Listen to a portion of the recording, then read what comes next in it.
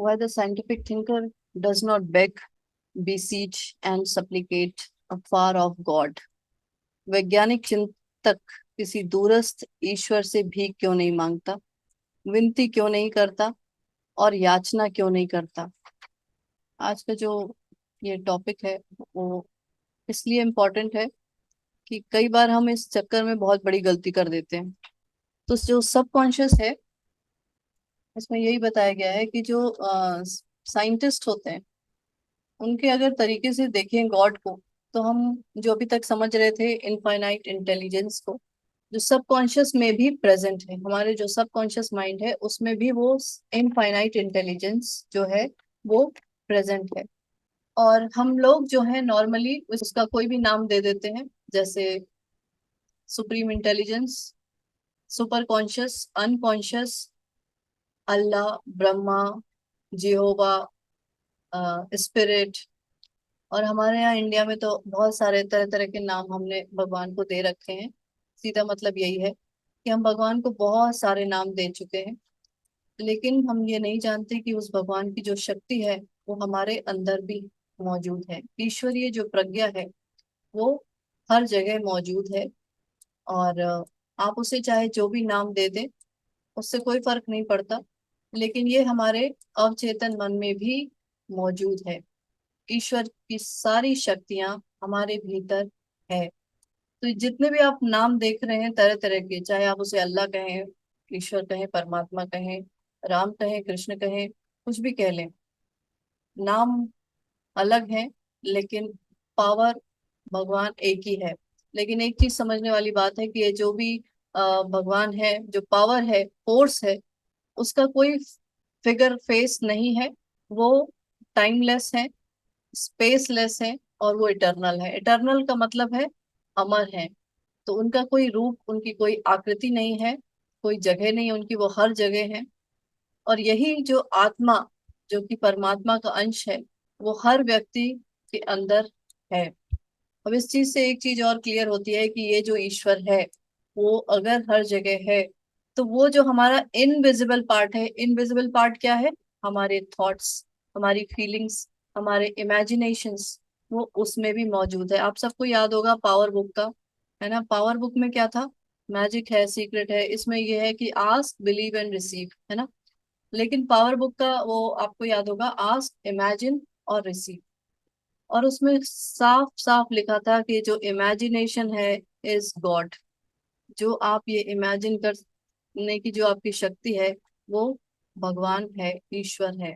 इस बुक में भी देख रहे हैं कि इसमें भी सीधे से यही लिखा है कि जो भी आपके विचार हैं, आपकी भावनाएं हैं, आपकी जो कल्पना शक्ति है, वो ईश्वर ही है।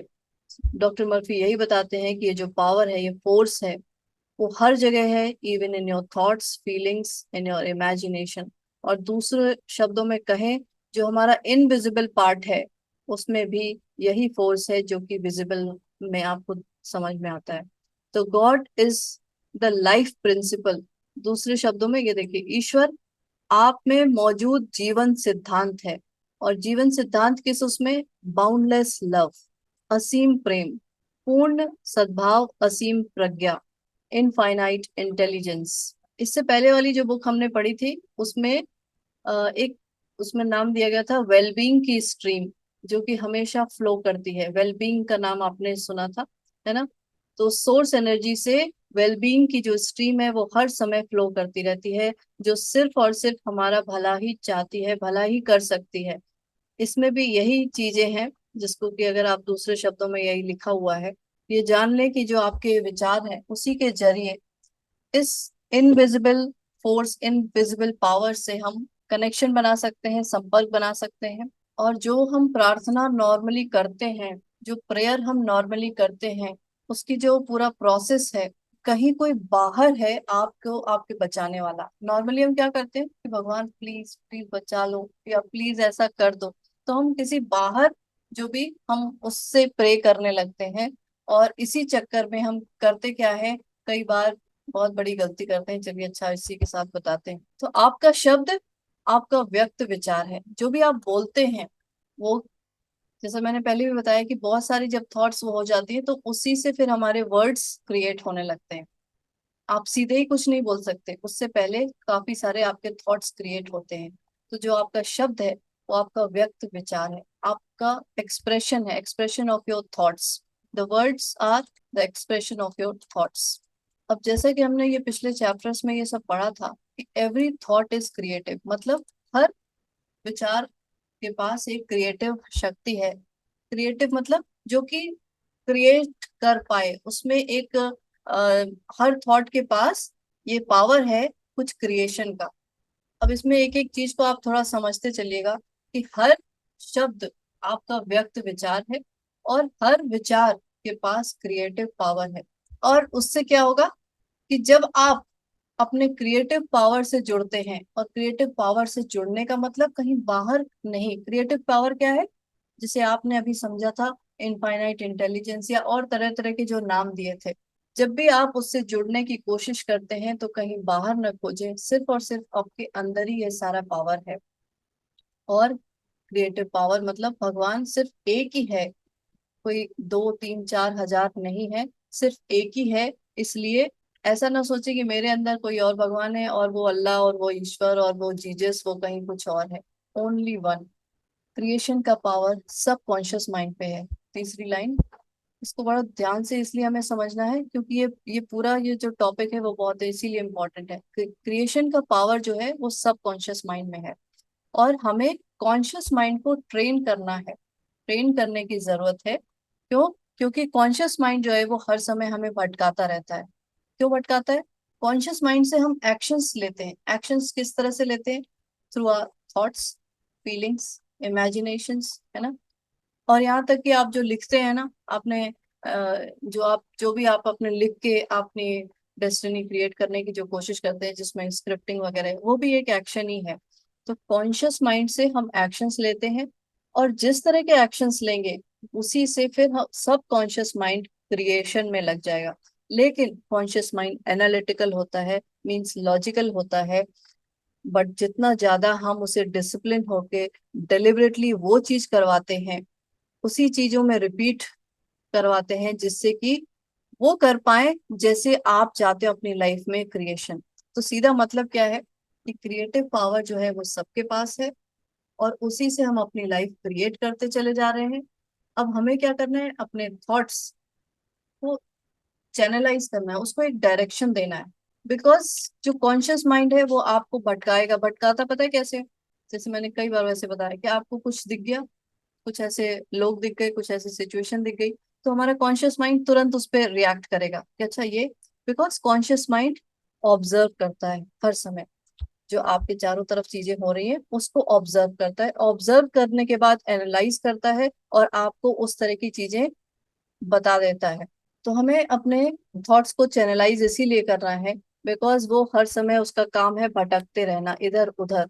और जब तक हम उसे ट्रैक पर लेकर नहीं आएंगे तब तक आप, ये एक नेक्स्ट लेवल, इससे भी आगे का लेवल यही है कि जब तक हम अपने थॉट्स को चैनलाइज नहीं करते, उसको ट्रैक पर नहीं लेकर आते, तब तक हम उससे छुटकारा भी नहीं पा सकते, है ना। अभी हम कोशिश कर रहे हैं अपने थॉट्स को डायरेक्शन देने का, लेकिन एक टाइम आएगा कि अपने थॉट से छुटकारा तभी हम पा सकते हैं जब हम उस पे इतना हमारा वो रहेगा कि उसको चैनलाइज कर पाए। तो वो एक नेक्स्ट लेवल की चीज हो गई, लेकिन ये अभी मैंने इसीलिए आपको बता दिया कि इसका करने का आगे चल के हम करने क्या जा रहे हैं एग्जैक्टली तो हम नॉर्मली क्या करते हैं जब हमारे पास कोई प्रॉब्लम आती है तो हम मंदिर मस्जिद मतलब बाहर की तरफ भागते हैं कि भगवान कुछ मेरी मदद कर देगा, है ना। लेकिन आपको मैं बताऊं कि जो कोई भी आपकी प्रॉब्लम है, जो कोई भी आपका क्वेश्चन है, जो कुछ भी आपको इश्यूज हैं, वो उसका आंसर सिर्फ और सिर्फ आपके अंदर से ही निकलेगा। आपके जो सबकॉन्शियस माइंड में जो इनफाइनाइट इंटेलिजेंस है उसी के पास है। अब ये इनफाइनाइट इंटेलिजेंस मतलब इसको हमने कई तरह तरह के नाम दे रखे हैं, वो आप अपने हिसाब से देख लीजिएगा। आप जिस भी भगवान को मानते हो ना, ऐसे ही समझ लीजिए, जिस भी भगवान को मानते हो वो आपके अंदर ही है, वो इनफाइनाइट इंटेलिजेंस है बेसिकली।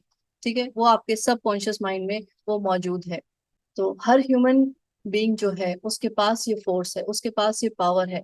और सबकॉन्शियस माइंड जो है वो 95% के अराउंड है। फिर भी हम पता है क्यों परेशान रहते हैं? क्यों? क्योंकि हम जो कॉन्शियस माइंड से हम दुनिया देखते हैं चारों तरफ, जो कि सिर्फ और सिर्फ 5% है, लेकिन कॉन्शियस माइंड का काम है आपको सिर्फ भटकाए रखना। ये मैं बार बार इसीलिए कह रही हूँ कि जो भी आपके अंदर परेशानी चल रही है इस समय, वो सिर्फ इसलिए है कि कॉन्शियस माइंड की वजह से, और वो सिर्फ 5% है। लेकिन क्रिएशन का जो पावर है, आपकी लाइफ जो हर समय क्रिएट हो रही है, वो सब कॉन्शियस माइंड की वजह से होती है, और वो 95% है। तो अपना ध्यान आपको कहाँ लगाना है? कॉन्शियस माइंड पे नहीं। जो चीजें आपको दिखाई दे रही हैं उस पे नहीं, जो चीजें आपको क्रिएट करनी है उस पर। आपको अपने, अब इसमें तो बहुत सारी चीजें बता दी गई हैं, लेकिन आप अपने हिसाब से देख लेंगे कि आपको अभी इस समय आपको अपने लाइफ में क्या चीजें ठीक करनी है। क्या चीजें ठीक करनी है? हो सकता है आपको हेल्थ ठीक करनी हो, वेल्थ ठीक करना हो, है ना, अपनी किसी भी तरह की कोई भी प्रॉब्लम है उसको ठीक करना है। तो उसका, उस तरह का क्वेश्चन आप अपने आप से जब मांगते हैं तो समाधान आपके अंदर से ही आता है। क्यों? क्योंकि वही समाधान आपके अंदर पहले से मौजूद है। आप क्वेश्चन आप पूछें, बस उसका इंतजार कर रहा है, ऐसे ही समझ लीजिए। क्योंकि जो इनफाइनाइट इंटेलिजेंस है वो आपके हर सवाल का जवाब जानती है। और चाहे इसकी कोई भी प्रकृति क्यों ना हो, प्रकृति मतलब चाहे कुछ भी क्वेश्चन क्यों ना हो, चाहे आपका हेल्थ का हो, वेल्थ का हो, कैरियर का हो, कुछ भी एनीथिंग, चाहे आपको कोई नई चीज इन्वेंट ही क्यों ना करनी हो, है ना, अगर आपके दिमाग में आ गई है तो इसका मतलब उसका आंसर आपके अंदर ही है। तो हम क्या करते हैं, जैसे मान लो, जैसे मैंने अभी पिछले क्लास में आपको जो एग्जाम्पल बताया ना, कि मान लो आपके पास है सिर्फ 500 रुपए, आपको चाहिए 50,000 फॉर एग्जाम्पल। लेकिन आपका जो कॉन्शियस माइंड है उसने क्या किया, आपके पर्स में देखा 500 रुपीज। अब आपको वो सारे लॉजिक देने लगेगा कि तुम्हारे पास ये कम है, कोई और तरीका नहीं है, बहुत मुश्किल हो गई है, बहुत दुनिया में प्रॉब्लम आ रही है, पैसे कमाना मुश्किल है, और ये सारी जितनी भी ऊट पटांग जो नेगेटिव चीजें हैं, वो आपका कॉन्शियस माइंड आपको तुरंत बता देगा। लेकिन आपको क्या करना है? उसकी बात नहीं सुननी। अच्छा, उसकी बात क्यों नहीं सुननी? क्योंकि वो जो चीज ऑब्जर्व कर रहा है, जो चीज देख रहा है, उसके बेसिस पे आपको ये सारे आपको उसने बता दिया है। तो कॉन्शियस माइंड का काम क्या है? ऑब्जर्व एंड एनालाइज, और उसके बाद तरह तरह की बातें बता देना। अब आपके ऊपर है, पावर आपके पास है, चॉइस आपके पास है कि आप उन बातों के साथ अपनी जिंदगी बिता दें, या फिर जो आपको चाहिए लाइफ में उन चीजों को क्रिएट करने लगे। अभी मैंने कुछ दिन पहले एक देखा था कि कोई एक लड़का था यूएस का, मतलब उसकी एक स्टोरी आ रही थी कि वो जैसे कि वो होता है ना, ट्रैश बिन से निकाल के खाना खाने वाले, मतलब उसके पास कुछ भी नहीं था, जो डस्टबिन वगैरह में से खाना निकाल के खाते हैं उस तरह से था। लेकिन विद इन 3 इयर्स उसके पास चार्टर्ड प्लेन तक आ गया। उसका कोई ऐसा एजुकेशन, कोई ऐसा सॉलिड बैकग्राउंड नहीं था। लेकिन मेरा बताने का ये मतलब है कि अगर आप अपने कॉन्शियस माइंड से पूछेंगे तो वो यही कहेगा कि भाई ये कुछ पढ़ाई नहीं करी है, कुछ ऐसा कहीं कोई बैकग्राउंड नहीं है, मैं ऐसा सोच भी कैसा सकता हूँ। लेकिन आपको सब कॉन्शियस माइंड पे अपना ज्यादा फोकस रखना है। 95% है, आपको जो चीज क्रिएट करनी है आप बार बार बार बार लगातार उस पे ही अपना ध्यान बनाए रखें। ये ना देखें कि आसपास क्या, आप कॉन्शियस माइंड क्या है, आपके 5 सेंसेस से आपको चीजें दिखा रहा है, सुना रहा है, बता रहा है। और आप कहेंगे कि इससे तो मैं जो सच्चाई है उससे दूर भाग जाऊं। तो सच्चाई ये है ही नहीं। मैं पहले ही बता चुकी हूँ कि जो भी आप देख रहे हैं ना 3D में, जो भी आपके जो चारों तरफ आपको दिख रहा है, that is dead. 3D, 3D मतलब जो आप अपनी लाइफ को अभी आप चारों तरफ देख रहे हैं, वो हो चुका है, मटेरियलाइज हो चुका है, ठीक है। And it is dead. Dead क्यों? बिकॉज ये आपके पहले सोची हुई सोच से ही ये क्रिएट हुआ है। पहले की सोच से, फीलिंग से, इमेजिनेशन से आज की चीज अभी आपको क्रिएशन में दिखाई दे रही है, ये बन चुकी है। That is dead. अभी क्रिएशन इधर नहीं होगा, क्रिएशन इधर सब कॉन्शियस माइंड से होगा। क्रिएशन कॉन्शियस माइंड नहीं करेगा, क्रिएशन सब कॉन्शियस माइंड करेगा। तो 3D जो है इट इज डेड। इस पे काम करना बेकार है। काम कहाँ करना है? आपको अपने इमेजिनेशन में, अपने फीलिंग्स में, अपने थॉट्स में, मतलब अपने अंदर ही काम करना है। और आप खुद ही देखो, जितने ये बड़े बड़े जो भी आपको दिखाई देते हैं, मिलियनेयर, बिलियनेयर, इन सबका कोई ऐसा वो नहीं है, बैकग्राउंड ऐसा कुछ नहीं है, एजुकेशन नहीं है, फिर भी क्या है? अगर वो भी अगर कॉन्शियस माइंड से ही सोचते तो कॉन्शियस माइंड तो आपको इसी में पढ़ा देता ना भाई कि अरे तुम्हारे पास तो एजुकेशन ही नहीं है, तुम कैसे करोगे, तुम्हारे पास तो ये नहीं है, ऐसी फैसिलिटी नहीं है, तुम्हारे सपोर्ट कौन करेगा। कॉन्शियस माइंड यही काम करता है। लेकिन आपको अपने दिमाग में कुछ और चीजें डालनी है कि नहीं, मुझे जो चाहिए उस पे फोकस रखना है। तो ये जो क्रिएटिव फोर्स है, उसको कोई भी मतलब नहीं है कि आपने, जैसे मान लो आपको कुछ करना है ना, और आपका दिमाग इसमें लगा है कि इस चीज जो भी मुझे करना है उसके लिए मेरे पास क्या सर्टिफिकेट है, क्या एजुकेशन है, क्या बैकग्राउंड है, ये ना सोचे। और हो सकता है आपको ये लॉजिकली ठीक ना लग रहा हो, लेकिन हम सब अब मैजिक्स की दुनिया में घुस गए हैं। कोई भी कुछ भी क्रिएट कर सकता है, बिकॉज आप सीधे से समझ लीजिए कि जो भी आपका ये क्रिएटिव फोर्स है, उसको कोई रीजन, कोई लॉजिक से उसको कोई मतलब ही नहीं है ना। जो आपका कॉन्शियस माइंड है वही आपको बताएगा कि भाई ऐसी एजुकेशन चाहिए, उसके लिए ये होना चाहिए, ये सारी सर्टिफिकेट्स होने चाहिए, इस तरह का ये।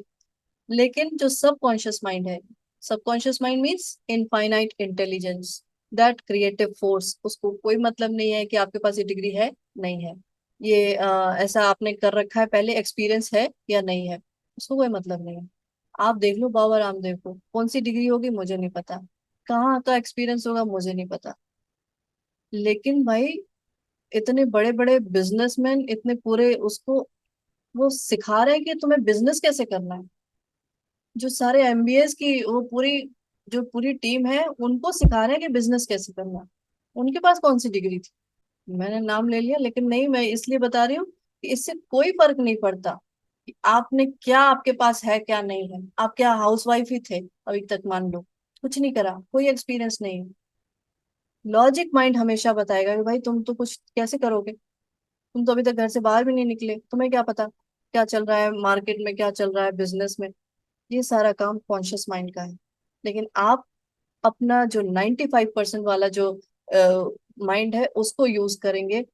95% मतलब सबकॉन्शियस माइंड में ऐसे थॉट्स डालेंगे कि क्या, I am super successful at my work, I am making money, जो भी आपका अमाउंट हो उसको लिख लेंगे, and doing what I love, जो मुझे करने में अच्छा लगता है उससे मैं इतने पैसे कमा रही हूँ। अभी क्या होगा, वो चीज फॉलो होगी और उस तरह के लोग, उस तरह की सिचुएशंस क्रिएट होंगी।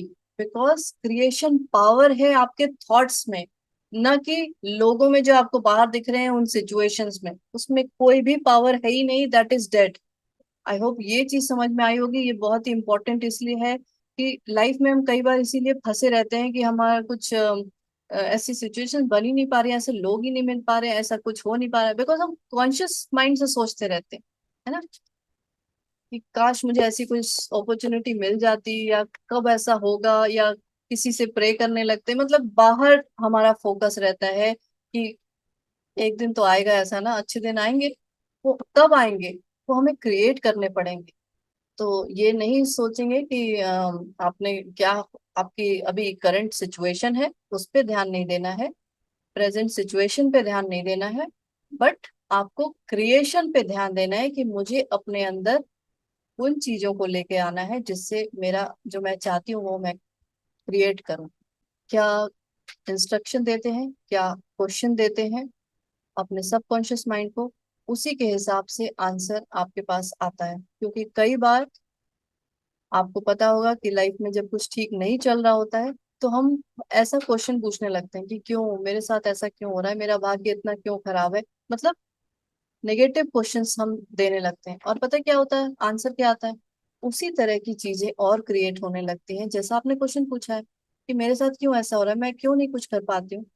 तो वही चीजें और आपके सामने वैसे ही लोग मिलेंगे कि ठीक है अच्छा ये करने चलो, और वहां कुछ नहीं होगा। बिकॉज हमने क्वेश्चन ये पूछ रखा है कि क्यों मेरे साथ ऐसा होता है, बार बार मैं कुछ करने चलती हूँ मैं क्यों नहीं कर पाती हूँ। अच्छा, तो आंसर में आपको यही मिलेगा ना, कि वैसी सिचुएशन फिर खड़ी होगी और फिर ऐसा कुछ हो जाएगा कि आप नहीं कर पाएंगे। और फिर आप कहेंगे क्यों मेरे साथ क्यों, मतलब ये आप लूप में फंस चुके हैं। तो इस लूप से अगर बाहर निकलना है, तो अपने क्वेश्चन का तरीका बदलें, अपने इंस्ट्रक्शन का तरीका बदलें, जो कि हम कॉन्शियस माइंड के थ्रू ही कर सकते हैं। और सब कॉन्शियस माइंड बिल्कुल, जिसे कहते हैं, उसे कोई फर्क नहीं पड़ता कि अच्छा है बुरा है, पॉजिटिव है नेगेटिव है, जो भी आप उससे बोलेंगे। उसे नहीं पता कि आप, वो जो मैंने आपको एग्जाम्पल दिया था, उसे नहीं पता कि आपको करेला अच्छा भी लगता है कि नहीं लगता है। अब आप करेले का बीज ही हम हर बार बो दे रहे हैं और बाहर सामने करेले की सब्जी बार बार आ जा रही, तो अब क्या करेंगे। फिर हम उसी लूप में फंस जाते हैं, क्यों भगवान क्यों मुझे करेला क्यों, अरे भाई तुम दिन रात करेले के बारे में सोचते हो, तो करेला ही तुम, चलो ठीक है करेला क्यों, लेकिन फिर भी, तो जैसा हम क्वेश्चन पूछते हैं वैसा ही आपको आंसर मिलता है। आंसर किस रूप में मिलेगा? आपको लोगों के रूप में, सिचुएशंस के रूप में मिलेगा। वैसे ही सिचुएशंस सामने आके खड़ी हो जाएंगी, लोग आपको मिलने लगेंगे और आपकी चीजें होने लगेंगी। तो अपने से क्वेश्चन पूछेंगे। और कोई जरूरी नहीं है कि रात में नींद आ जा रही है तो रात में ही क्वेश्चन पूछना है। आप अभी जस्ट बैठे, ठीक है, और बस करना क्या है, आपको अपनी सांसों पे ध्यान लेकर आना है और अपनी बॉडी को बिल्कुल रिलैक्स कर देना है और अपने माइंड में क्वेश्चन पूछना है कि can you please tell me how can I have lot of fun in my life. एक यही क्वेश्चन है। तो सबकॉन्शियस माइंड लाइफ में वैसे ही लोग, वैसे ही सिचुएशंस क्रिएट करेगा जिससे भी आपको फन मिलेगा, आपको खुशी मिलेगी, आपको मजा आएगा। और नॉर्मली हम क्या पूछते हैं, क्यों भगवान मेरे साथ ऐसा क्यों, क्यों, परेशानी वाला रीजन हम हमेशा पूछते रहते हैं। तो फिर वैसे ही लोग मिलते हैं, वैसा ही कुछ होता है। और इसमें साफ लिखा हुआ है, before they call I will answer and while they are yet speaking I will hear. आपके अभी पूरा आप बात बोल भी नहीं पाएंगे, उधर से आंसर आपको मिल जाएगा, वो सुन लिया जाएगा। और एक बार सुन लिया जाता है तो वो चीजें कर दी जाती हैं। ये कोई गवर्नमेंट ऑफिस नहीं है कि आपको 50 चक्कर लगाने पड़ेंगे और कुछ अंडर द टेबल कुछ और करना पड़ेगा, फिर कुछ और होगा। तो आई होप ये चीज समझ में आई होगी। यहाँ जितने लोग हैं बहुत कम ही हैं, लेकिन फिर भी मैं ज्यादा आगे नहीं बढ़ूंगी। तो अपने कॉन्शियस माइंड और सबकॉन्शियस माइंड को कैसे यूज करना है, और प्लस ऑब्जर्व करना है सिर्फ, इसीलिए एक टेक्निक ही होती है ऑब्जर्व। सिर्फ चीजों को आप ऑब्जर्व करिए, उसमें आप उसी में घुस मत जाइए, उसके लिए फीलिंग्स ना क्रिएट करें, है ना। तो ऑब्जर्व करने का मतलब क्या है, वो सब जो कॉन्शियस माइंड है वो हर समय ऑब्जर्व करता है। हाँ भाई ये प्रॉब्लम है, ठीक है, लेकिन मुझे उसमें घुसना नहीं है, मुझे चीजें कुछ और ही क्रिएट करनी है। ठीक है, किसी को कुछ पूछना है, कुछ कहना है? मैम आज का टॉपिक एकदम जैसे मेरे से रिलेटेड ही, मतलब एकदम मतलब क्लियर, मतलब सब कुछ जवाब अपने आप ही मिल गए काफी टाइम से ना। जैसे कि ज्वेलरी मेकिंग का है या फिर लोगो मेकिंग का है, तो मुझे बहुत लोगों ने बोला है कि अच्छा करती हो, कर लो करके, लेकिन मेरा जवाब यही रहता था कि मैंने कोई सर्टिफिकेशन किया नहीं है, मेरे पास इतना कोई वर्क शो करने के लिए नहीं है, तो कोई क्यों मुझे ये करेगा ना। तो मतलब अब समझ में आ रहा है कि वो हम मेरी तरफ से ही वो एक तरह का रिस्ट्रिक्शन, वो इंस्टेंट आंसर रहता है कि कोई भी पूछता था तो यही जवाब रहता था मेरे पास कि नहीं, मैंने तो कोई कोर्स ही नहीं किया है, बस कोई सर्टिफिकेशन ही नहीं है, कोई एक्सपीरियंस ही नहीं है, तो कोई क्यों मुझे कंसिडर करेगा करके। तो कहीं ना कहीं मतलब हम ही उसको रोक रहे हैं वो चीज पूरा होने से। सारा काम खुद का ही होता है, सारा खेल हम ही चला रहे हैं और परेशान भी हम ही हो रहे हैं। हाँ नहीं। मतलब ये थॉट प्रोसेस आने के बाद वो अपने आप ही ना वो चीजें भी ऐसे लगता है कि वो मतलब जब तक ये था ना, मतलब एक क्या बोलेंगे, मतलब एक वो था कि हाँ करना है, तब तक बहुत सारी चीजें वैसे दिखती थी, मन भी करता था करने का। लेकिन जब जैसे ही ये जवाब देना स्टार्ट किया ना, तो ऐसे लगा जैसे कि चीजें अपने आप ही सब गायब होने लगी। मतलब वो चीजें ना, मतलब सामने जो भी मौका आता था या जो भी था वो नहीं आ रहा है, या फिर वो उससे इंटरेस्ट धीरे धीरे हटता चला जा रहा है। तो थैंक यू मैम, मतलब आज इससे मतलब पता चल गया कि अब कहाँ वर्कआउट करना है। और वही है ना कि हम सोचते हैं कि ऐसा हमें अपॉर्चुनिटी नहीं मिल रही है, ऐसे लोग ही नहीं मिल रहे। भाई वो मैसेज ही मेरे अंदर से ये निकला है कि मेरे से नहीं होगा, पता नहीं मेरे पास ये नहीं है, वो नहीं है, ऐसी अंदर से हमें क्या क्रिएट करना है, फिर वो खुद के ऊपर डिपेंड करता है और फिर वैसी चीजें हम क्रिएट कर सकते हैं।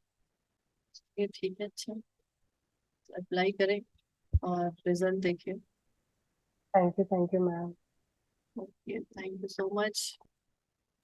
Thank you ma'am.